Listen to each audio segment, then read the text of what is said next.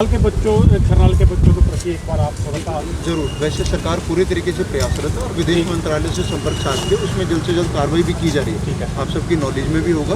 ऐसा, लेकिन हमारा प्रतिनिधि करके अगर आप रिक्वेस्ट करेंगे तो आपकी जल्दी सरकार सुनेगी। तो हम तो फिर भी आपके प्रति जो है अभी हमारी प्रार्थना जरूर। क्यों इंटरनेट भी बंद होने जा गए जिस हिसाब से पोजीशन आ गया, खाने पीने की सर काफी समस्या है। लिंक टूट गया तो बच्चे पेरेंट्स में इतनी गैप हो जाएगा कि हर टाइम यानी कि कोई सुध नहीं ले पाएंगे हम भी, बच्चे हमारे कैसे हैं क्या अभी तो बच्चे संपर्क में भी हम थोड़े कॉन्फिडेंस में हैं कि बच्चों से चलो बात तो हो पा रही है। अभी जो बाई चांस है जो टूट गया लिंक तो उसके बाद तो बहुत ज्यादा दिक्कत है। अभी जो वेस्ट में बच्चे सर वो तो आ रहे हैं, लेकिन जो इस साइड है ना दूर है बॉर्डरों से, तो उन बच्चों को लाने के लिए कुछ एक काफी छोटी सी रिकमेंडेशन हमारे बहुत काम आए। हमें हौसला देगी जरूर पता। ठीक है, थैंक यू सर। एसडीएम साहब क्या कहना चाहेंगे कि आज काफ़ी जो समस्या बनी हुई है इसके ऊपर आज आपको ज्ञापन देने के लिए पहुंचे थे, क्या जी अभी अभिभावकगण मिले हैं, उन्होंने यूक्रेन में अपने बच्चों को वापस लाने बारे जो अपनी बात रखी है वो ज़रूर सरकार तक पहुंचाएंगे। और पहले से सरकार भी इसमें पूरी तरीके से प्रयासरत है। जैसे कि आपको पता है विदेश मंत्रालय से संपर्क कर सरकार इसमें पूरी तरीके से प्रयास कर रही है कि बच्चों को जल्द से जल्द जो है वापस लाया जा सके, और जो आज भी जो बात रखी है वो भी उचित माध्यम से उन तक ज़रूर पहुँचाई जाए सरकार तक। धन्यवाद। Thank you. वहाँ पे यूक्रेन में कौन है वहाँ पे? मेरा बेटा है करमजीत सिंह जो यूक्रेन में MBBS की स्टडी करने के लिए गया हुआ है जी। तो बड़ा शुक्रिया है मोदी सरकार का, इस गवर्नमेंट ऑफ इंडिया का, जिन्होंने 2 प्लेन आज भेजे हैं बच्चों को लेके आने के लिए, एक बॉम्बे से और एक दिल्ली से। जी जी जी। तो और भी प्लेन भेज रहे हैं।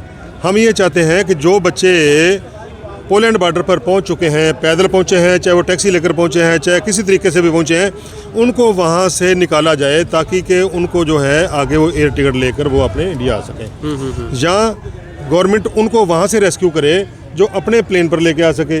रोमानिया के बॉर्डर पर भी करीब 400-450 बच्चा फंसा हुआ है जिनको आगे वो निकलने नहीं दे रहे, निकलने नहीं दे रहे। उन बच्चों को रिलीज़ किया जाए ताकि वो आगे अपनी टिकट लें और इंडिया आ जाएं। और इन्होंने और बसें भी कुछ चलाई हैं वहाँ से जो बॉर्डर तक लेके जाने के लिए, वो भी उन्होंने बहुत अच्छा कार्य कर रहे हैं। हमारी रिक्वेस्ट ये है कि वहाँ पर बमबारी बहुत हो रही है, जितनी जल्दी हो सके हमारी गवर्नमेंट सभी बच्चों को स्वस्थ निकाले। ये हमारी। बेटे से क्या बात हुई, क्या कुछ माहौल है और किस तरीके से फिलहाल क्या सेफ है, कोई ऐसी दिक्कत तो नहीं है? बेटे ने मेरे बताया कि टर्नोपिल यूनिवर्सिटी में वो पढ़ता है, पहले टर्नोपिल में कुछ भी ऐसा नहीं था। वहाँ से लवीव सिटी है एक साथ ही, लवीव में अटैक हुआ है, इसलिए वो सारे पैनिक हैं कि यहाँ भी हो सकता है। इसलिए रिक्वेस्ट है गवर्नमेंट से कि इनको जल्दी निकाला जाए। तो वहाँ लोगों की सुरक्षा के लिए यानी जैसे स्टूडेंट्स भी हैं, कोई गवर्नमेंट वहाँ पे क्या कदम उठा रही है? नहीं, गवर्नमेंट का अभी तक हमारे पास कोई उनके खाने पीने कोई व्यवस्था नहीं है और कोई सहूलत नहीं है। सिर्फ जो इन्होंने जारी किया कि पोलैंड के बॉर्डर से निकालेंगे, रोमानिया से निकालेंगे, चेकोस्लोवाकिया से निकालेंगे, पोलैंड से निकालेंगे, इतना है। लेकिन उन नंबरों में कोई कांटेक्ट नहीं है, ना ही उनको वहाँ से ले जाने की कोई व्यवस्था है। कोई आपसे कनेक्ट कैसे हो रही है? बेटे की बात कैसे हो रही है? मेरी बेटे के साथ रात तक तो मेरी उनसे बात हो रही थी, लेकिन अभी नहीं हो रही। उनका जो इंटरनेट है वो नहीं चल रहा सर, वो नहीं चल रहा है। बेटे की कितनी उम्र है आपकी? बेटे मेरे की अभी 21 है। 21। हाँ, नाम क्या है बेटे का? बेटे का नाम करमजीत सिंह है। वो 18 ईयर ओल्ड था जब वो गया था। किस चीज़ की पढ़ाई करने के लिए? वो MBBS की पढ़ाई। MBBS की पढ़ाई कर। तो अभी रोमानिया बॉर्डर पर कहाँ पे बताया? नहीं, अभी रोमानिया अभी तो टर्नोपिल में ही है। टर्नोपिल में ही। हाँ, वो अभी वहीं पर है। अभी उनको कहीं एम्बेसी ने या किसी और ने वहाँ से ले जाने के लिए कोई ऐसा मैसेज नहीं मिला कि वो पोलैंड बॉर्डर पर जा सकें, क्योंकि वहाँ से वैसे जाना बहुत मुश्किल है, क्योंकि हालात खराब है। पोलैंड बॉर्डर करीब 200 किलोमीटर है वहाँ से। 200 किलोमीटर? हाँ, नहीं है। बात हो रही है आपकी बेटे से बात रात हुई थी, उसके बाद नहीं हुई। तो वहाँ पर जैसे बता रहे हैं कि आपका बेटा की और भी स्टूडेंट्स होंगे वहाँ पे, कितने स्टूडेंट्स हैं ऐसे और जो भारत के जो हैं? भारत के टोटल तो जो है 20,000 के करीब स्टूडेंट हैं जो इंडियन जो हमारे यूनिवर्सिटी में जहाँ पढ़ते हैं, जहाँ पे। नहीं, वहाँ पर पता नहीं कितने स्टूडेंट हैं। ज़्यादा वहाँ पर अमेरिकन हैं, कनेडियन हैं, ब्रिटिश हैं, ऑस्ट्रेलियन हैं, फ्रेंच हैं, पॉलिश हैं, इंडियन भी हमारे हैं, लेकिन वो कम है। जी जी। यहाँ पे आज पहुँचे हैं। मैं यहाँ पे इसीलिए आई हूँ कि जो भी स्टेप्स उठाने हैं गवर्नमेंट को, वो एक अच्छे से प्रॉपर सेफ्टी से जितने भी मेरे दोस्त वहाँ पर फंसे हुए हैं उन सबको निकाला जाए, एक गाइडेंस दी जाए प्रॉपरली, जिससे वो सेफ रहे वहाँ पर बिना टेंशन के। आप कब आए थे यहाँ पे? मैं 23 को मॉर्निंग में आई। तो चार्ज क्या किया गया? जो टिकट के चार्जेस हैं वो क्या है? मेरे 57,400 की टिकट हुई थी एयर अरेबिया फ़्लाइट। तो कितने स्टूडेंट्स आपके फ्रेंड्स हैं जो वहाँ पे हैं अभी? हाँ जी, मेरे फ्रेंड्स तो काफ़ी है और जो इंडियंस हैं मेरी यूनिवर्सिटी में कम से कम 500 से 600 बच्चे हैं जो इंडियंस वहाँ पे डेनीप्रो में फंसे हुए हैं। और बाकी बहुत जगह है जैसे कीव, ओडेसा, सारी जगह फ़्लाइट कैच करने के लिए गए थे और अचानक से एयर स्ट्राइक हो गई तो वो वहाँ पे स्टक हो गए। तो अब सिचुएशन क्या है कोई वहाँ पे जो लास्ट बता रहे फ्रेंड हैं? से किसी से बात हुई है? हाँ, मेरी एवरी आवर ही मैं बात करती रहती हूँ, कभी किसी को कॉल करके कभी किसी को, क्योंकि अलग अलग जगह पे फ्रेंड्स फंसे हुए हैं। कईयों की फ़्लाइट थी 24 को जब ये हमला हुआ, कईयों की नेक्स्ट डे फ़्लाइट थी, तो वो सारे कई रास्ते में फंसे हैं, कई एयरपोर्ट के आसपास फंसे हुए हैं। आप जब वहाँ से आ रहे थे तो वहाँ के क्या हालात थे? जब मैं वहाँ से आ रही थी तो हमारे पास सिर्फ यही था कि कभी भी हमला हो सकता है, वहाँ से निकलो। लेकिन ऐसा था कि टेम्परेरीली निकलो, कोई एक पक्का नोटिस नहीं था कि भाई इंडियन स्टूडेंट्स को वहाँ से छोड़ना ही चाहिए। वो नोटिस हमारे पास 22 को मॉर्निंग में आया कि Indian student should leave Ukraine. उससे पहले हमारे पास ऐसा कोई नोटिस नहीं था कि इंडियन बच्चे वहाँ से निकलो। उनको ये था कि जो अपने रिस्क पे जाना चाहता है वो जाए।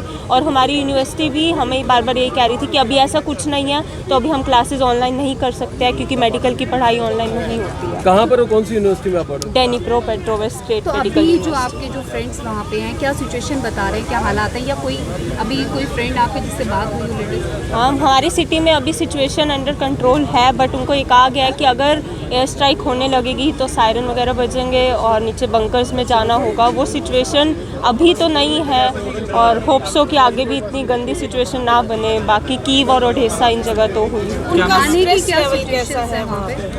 खाने की सिचुएशन अभी तो उनको खाने का थोड़ा सामान मिला है, लेकिन आगे आगे सुपरमार्केट्स में भी स्टॉक कम हो रहा है, पैसे एटीएम में कम हो रहे हैं। आगे आने वाले टाइम में हफ्ते बाद वो सिचुएशन किसी को नहीं पता। मेरे फ्रेंड्स अभी, मैं ओडेसा में रहती थी साउथ ऑफ यूक्रेन में, तो मेरे फ्रेंड्स अभी वहाँ से निकल चुके हैं। एम्बेसी ने इतनी बोला है कि आप अपने रिस्क पे निकलो, पर वो लोग निकल चुके हैं क्योंकि उनको ये डर है जो खार्किव है ईस्ट में, वहाँ पे लोग 3 दिन से बॉम्ब शेल्टर में हैं कि अगर वैसी हालत आ गई तो हम निकल भी नहीं पाएंगे।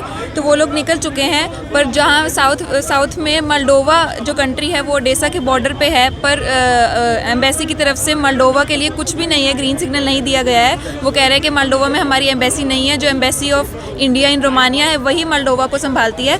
पर अगर ओडेसा के जो मेरे फ्रेंड्स हैं, बहुत सारे स्टूडेंट्स हैं ओडेसा में, मेरे ही कोर्स में 1200 बच्चे हैं, अगर उनके लिए अगर मोल्डोवा पे कोई एम्बेसी वाला आ जाए उनको कलेक्ट करने के लिए तो बहुत बड़ी वो हेल्प होएगी। मेरे सारे फ्रेंड्स रिक्वेस्ट कर रहे हैं कि न्यूज़ चैनल वालों को बताओ कि मोल्डोवा बॉर्डर खोल दें अगर सरकार, तो बहुत अच्छा होगा और वहाँ पे किसी को ले ले। वीज़ा की बहुत दिक्कत है, अब इंडियन पासपोर्ट पे नहीं है वीज़ा अवेलेबल मोल्डोवा का, रोमानिया का, और एम्बेसी के बिना नहीं जा सकते खुद। फिर भी वो खुद रिस्क लेके टैक्सी से निकले हैं, भगवान करे वो सही ठीक ठाक पहुँच जाएँ।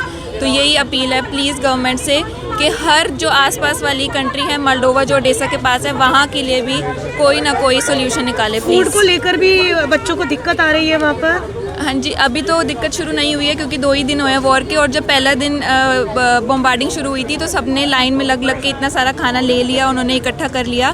तो अभी तो कोई दिक्कत नहीं है। अब देखो कब तक वो खाना चलता है, क्योंकि इतने सारे ग्रोसरी स्टोर है जो 24/7 खुले रहते थे, उन पे बाहर ताला लगा हुआ है, जो हमने आज तक, मैं 5 साल से वहाँ रहती हूँ, मैंने आज तक नहीं देखा ताला लगा हुआ, वहाँ ताला लगा हुआ। आपके साथ हरियाणा के या करनाल के कितने के स्टूडेंट पढ़ रहे थे टोटल? मेरे साथ बहुत सारे हरियाणा करनाल के स्टूडेंट्स हैं, कोई 9 सेक्टर से है, कोई 7 से है, कोई मेरे कुरुक्षेत्र से है, फ्रेंड्स अम्बाला से है, बहुत सारे फ्रेंड्स हैं जो हरियाणा से हैं।